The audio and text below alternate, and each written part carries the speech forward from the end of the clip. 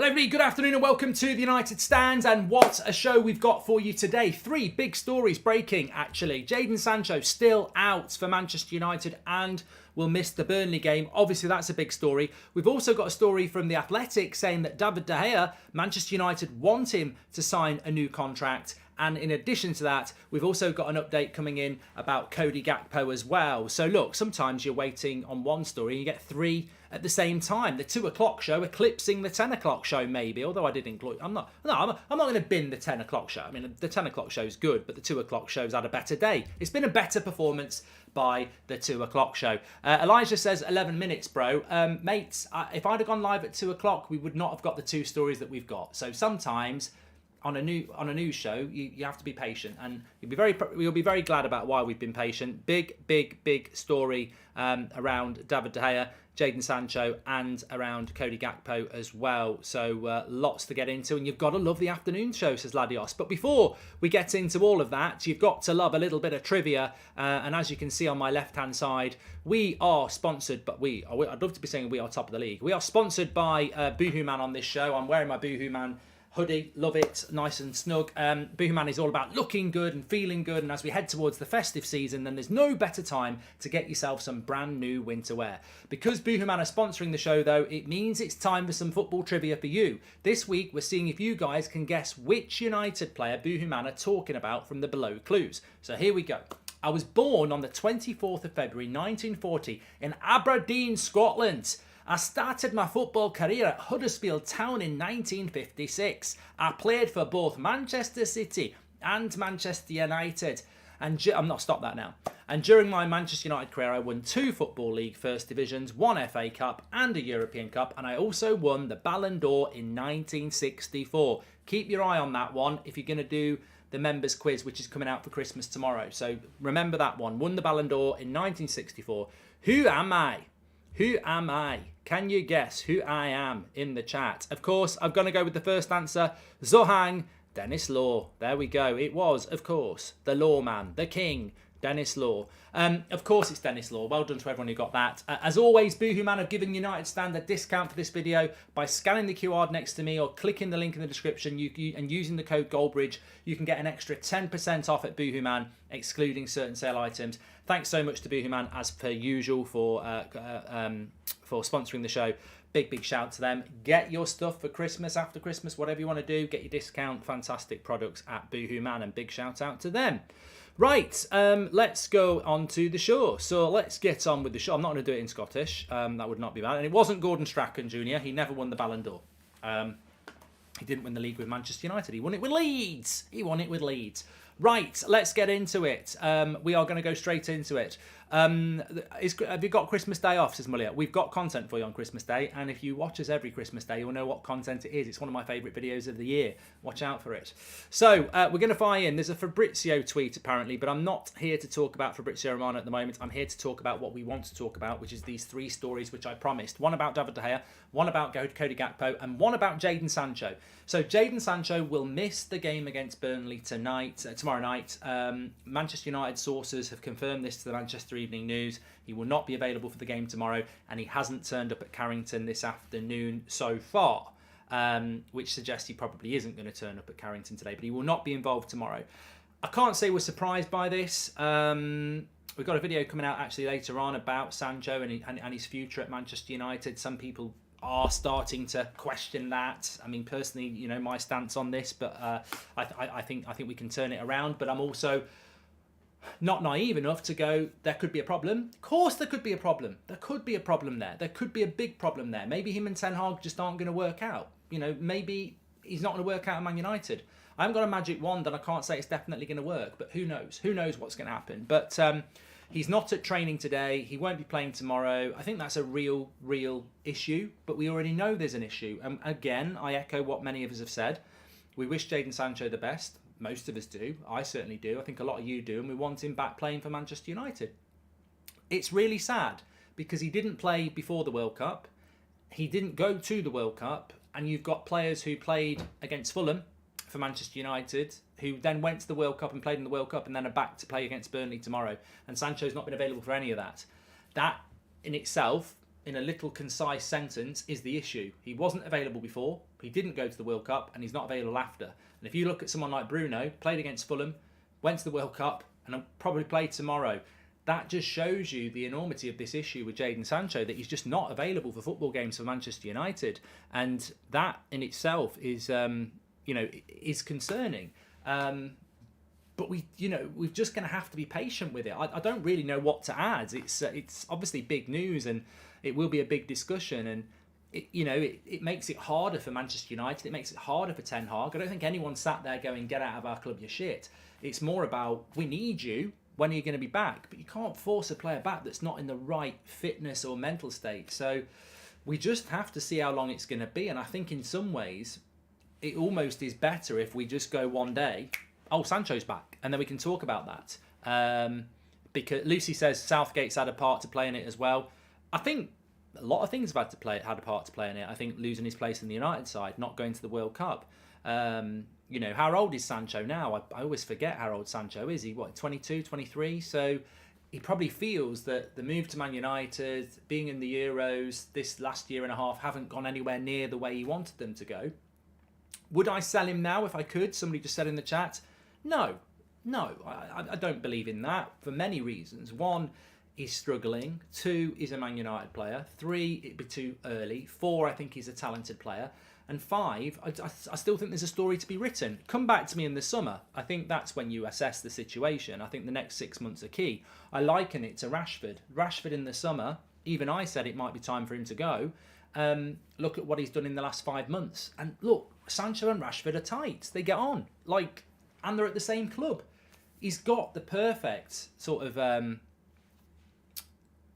example there of what you can do under a new manager. So I think I agree with Dusan. He has got what it takes. He's a very different profile player. I think he's very different to Rashford, Garnacho, Elanga, Anthony. He's a very different, and Martial. He's a very different type of player, and that can be a good thing. So I want him back. I think he's got to work hard when he's back. There was issues with the way he was playing, but in relation to the mental health issues or the fitness issues, I can't comment on that. I don't know. But as Paranvia says, we're just going to have to be patient and hope that he is back really soon, because we do need him. And of course, even in the Burnley game, you've got Rashford, Martial, Anthony, Garnacho. That's it. We've got a front 3 and Garnacho. And Garnacho's a kid. Don't talk to me about Elanga. I think everyone knows Elanga needs to be in the Championship. So basically, at the moment, we've got Rashford, Martial, and Anthony, and a kid in Garnacho. We don't have anything. We don't. Ronaldo's gone. Cavani is gone. Sancho is not available. So that really brings it home. It's not a strong enough front line. We need Sancho back. We need a striker. And I suppose one positive is if the absence of Ronaldo wasn't enough to spark interest in the board to buy somebody in January, then Ten Hag has to be there saying, "Look, I'm playing Burnley tomorrow. We're playing Forest next week. We're playing Wolves after that. If I lose Rashford or Martial or Anthony, what have we got?" And goals win games. So something needs to be done. But maybe Sancho will be back. Maybe he's back training on Friday. I don't know. We'll have to see. And that's why it would be interesting to have an interview with Erik Ten Hag, which hopefully we will get on Friday. But at the moment, obviously, that's not the case. And yes, I agree with Treya. Sancho could play as a number 10. So that's the latest on Sancho. He's not in training and he won't be in the game tomorrow. That's been confirmed by the Manchester Evening News, unless there's a real change in situation. Next story, huge. This is from The Athletic. It's from Laurie Whitwell. He's obviously back from the World Cup, because this is what I predicted would happen. A lot of journalists have been out at the World Cup, enjoying the World Cup. Now they're back to reality. Their goal's gravity, and they're back. And they're back talking about Manchester United more than they have been for the last 4 weeks, because they've been focused on the World Cup. So this is from Laurie Whitwell. It's a big story. It's a positive story. Manchester United are in talks with David De Gea over a fresh contract. Read that back. Manchester United are in talks with David De Gea over a fresh contract. United would like De Gea to sign a new deal on lower terms rather than trigger a 1-year extension in his $375,000 a week contract. Can I just get a hell yeah? Oh yeah. Can I get a hell yeah? Oh yeah. Can I get a hell yeah? Oh yeah. I'll have some of that. I'll have some of that on my Christmas pudding. Get in. We'll have some of that. Oh yes. David De Gea, hell yes. Get in. This is good. This is good. Now, I know some people won't like it, but for me, you've got to be consistent. We all have our favourites. David De Gea has always been one of my favourites, and I've seen such improvement with De Gea under Ten Hag that Solskjaer was unable to unlock. And I think that this is really good news, and it sort of counters that story we did on, was it Saturday night, where there was this story on Saturday night that De Gea wasn't, United were looking to not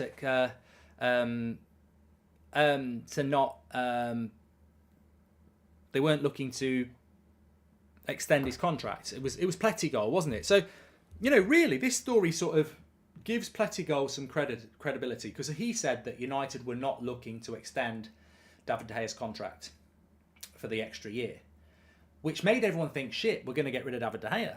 And then actually what has come to pass is that is not the case. They don't want to extend his contract because they want him to sign a new long-term contract. So without boring people here, Fred, De Gea, Rashford, Luke Shaw and Dalot are all out of contract in the summer, but we've got the option of an extra year, which we'll activate. The story of the weekend was that United don't want to activate the contract of David De Gea for a year, which everyone was sort of going, what, we're going to let him go for a free?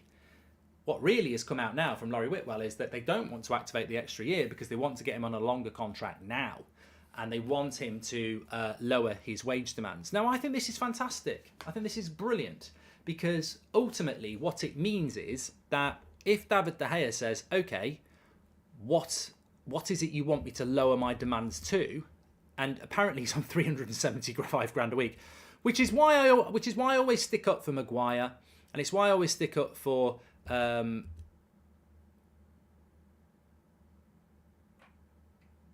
a bit of an update from Romano as well on these contracts. So this is why I always stick up for Maguire. This is why I always stick up for Wan-Bissaka and anybody else and Anthony.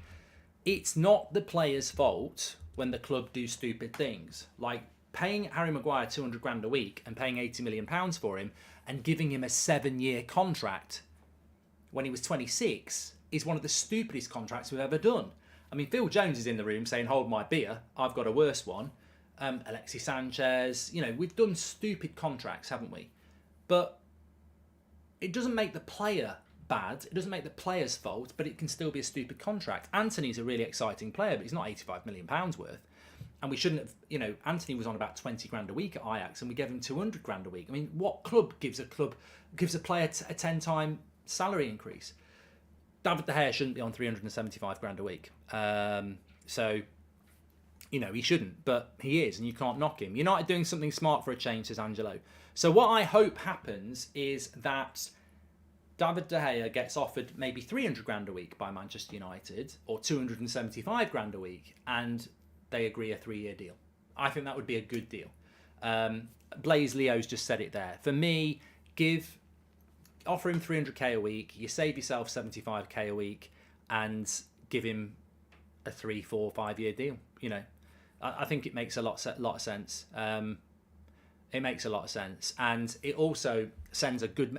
I think it's a great message to send out as well, because it also strengthens your arm. Because Ronaldo's gone, Pogba's gone. If De Gea's contract comes down to 300k a week, you're bringing the wage bill down, and I will applaud that. Whoever's in charge, we need to bring that wage bill down. Ronaldo was on silly money. Alexis Sanchez was on silly money. David De Gea is on silly money for a goalkeeper. Get it down to 300k, and you can start to say to people like Rashford and everyone else, we're not going near 400k. We're bringing our wage bill down to 300k. Our top earners are going to be on 300k a week, and the middle of the road earners are going to be on 150k a week, and then we'll have a bit in between. So for me, this would be a massive positive. Good story from Laurie Whitwell, basically saying United don't want to give David De Gea an extra year. They want him to sign a contract now with a reduced wage, which is great. Stephen Rossi says 375k a week for a goalkeeper. Even De Gea probably realises that wage is ridiculous. Exactly, Stephen. And I hope, it's in De Gea's court now, isn't it? The ball's in his box. And it's up to him what he does with it. But he's earned 375k for the last few years. If I was De Gea, I'd go, I've had a good run. let's knock the wage down to 300k a week. It's still massive, and happy days.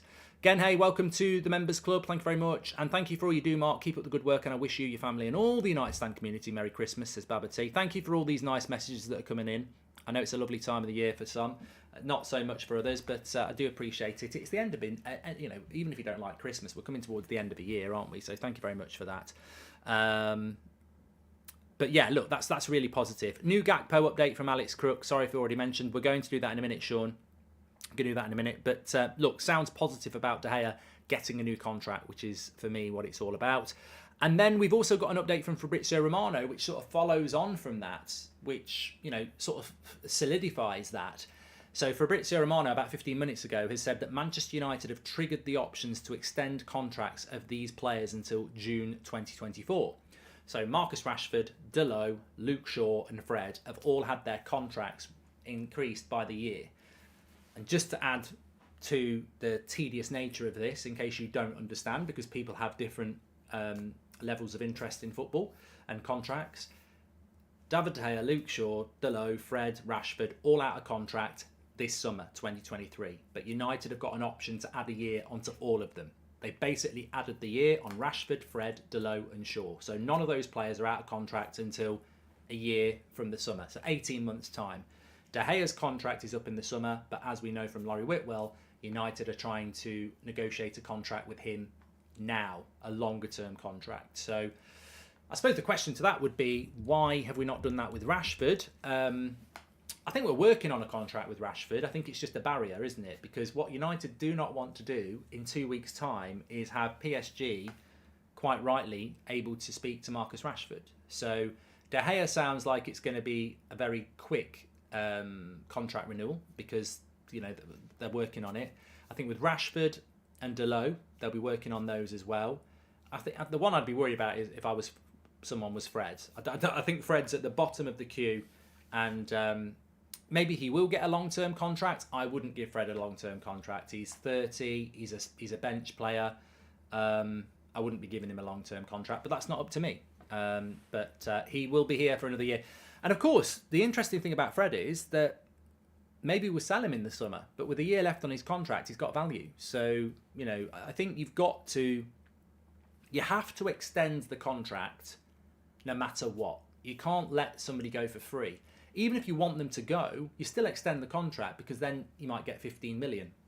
All right? Somebody might come in and say, we'll give you 15 million because they've only got a year left on their contract. So you've got to extend the contracts. I think it's all like Manesh says, exactly. Sometimes you've got to extend to sell anyway. So very, very good news on that front. And then we also had an update, quite rightly, from Alex Crook of TalkSport, who people may say TalkSport. I do a show on TalkSport. But Alex was brilliant in the summer in relation to his transfer work across many clubs.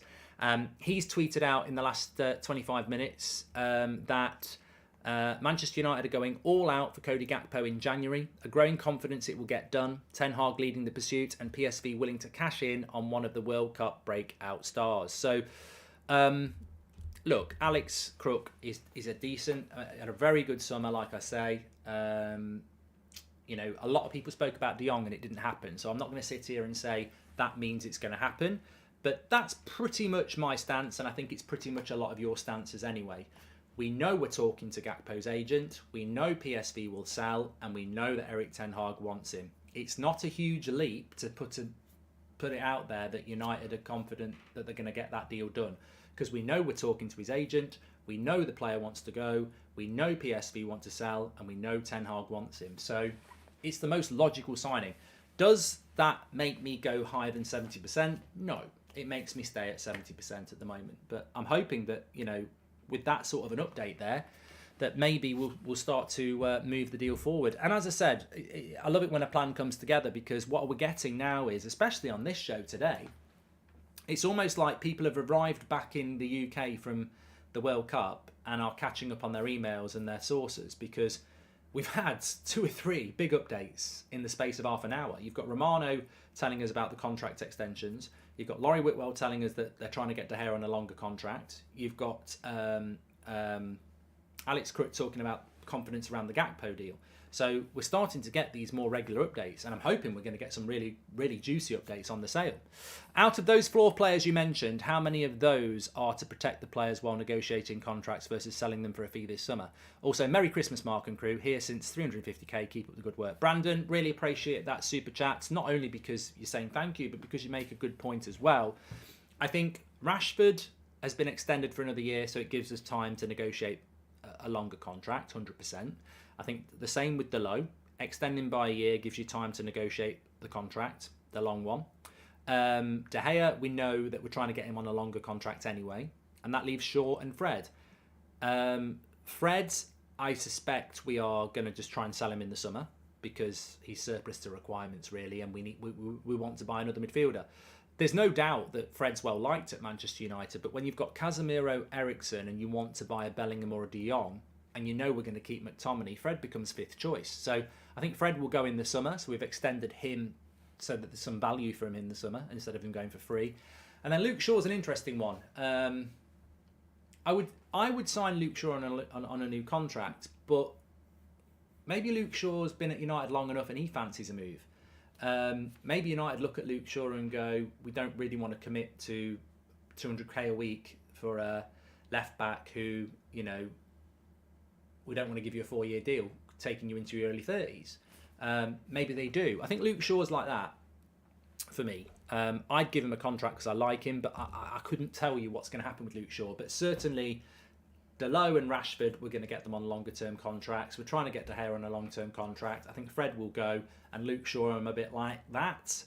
Good show this morning, Mark. I think Thuram now and look at the best option in the summer. Who knows who is available then? Mbappe could still want out of PSG. Gakpo, I would wait for the summer, says Brad Lewis.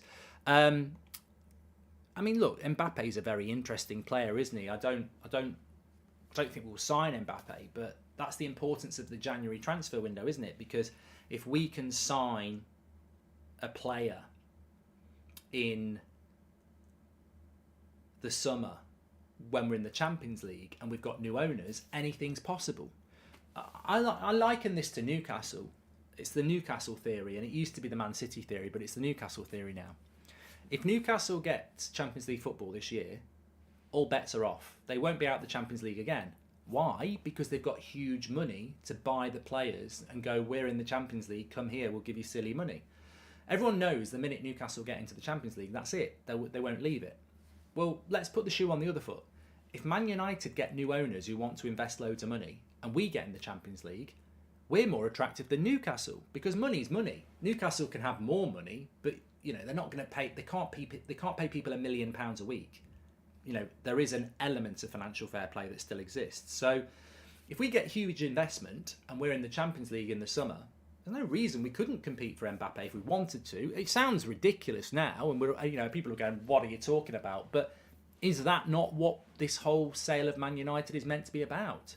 It's meant to be about hopefully getting owners that want to invest. So, you know, we'll have to wait and see. But I did see, I mean, just on the sale, I did see somebody today saying that they really think that Man United's, the Glazers are not going to sell and they're just trying to get investors in. I wouldn't rule it out, but I don't think that's what's happening here. They've been trying to get investors in for ages and it didn't work. So I don't think that's going to be the case. I think that they are looking to sell. I think they'd love to have investors and stay, but what investor in their right mind would allow the Glazers to stay in charge and give them hundreds, billions of pounds and then let them still take dividends? You'd have to be a complete and utter twat, really, to do that.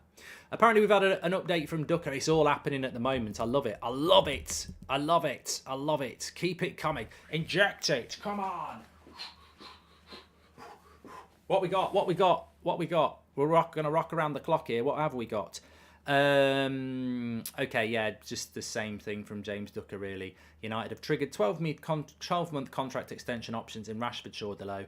The Gea option not activated as club at looking at a shorter-term deal on reduced wages. A shorter-term deal on reduced wages? What's that? What? That doesn't even make any sense. Does anyone know what he means by shorter-term deal on reduced wages?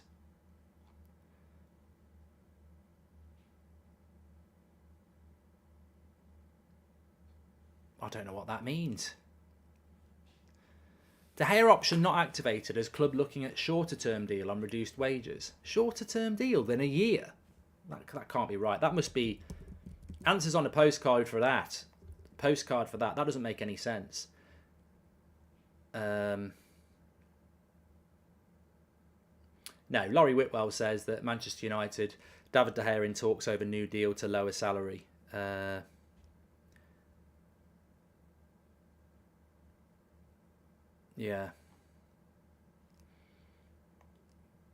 Yeah, that wouldn't make a lot of sense to me.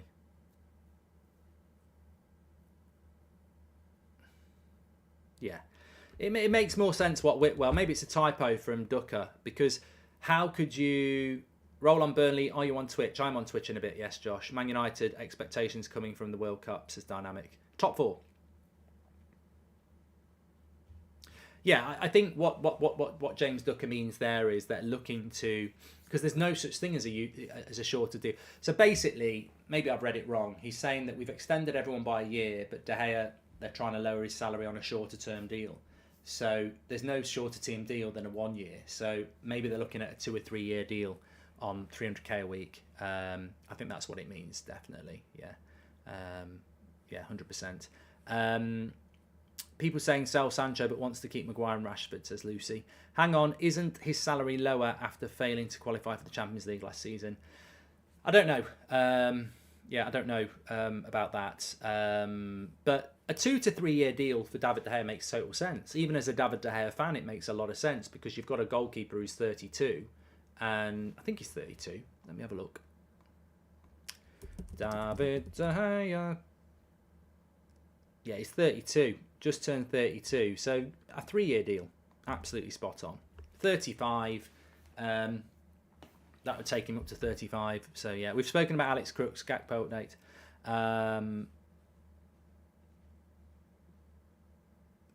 Yeah, I'd be happy with that. I would be happy with that.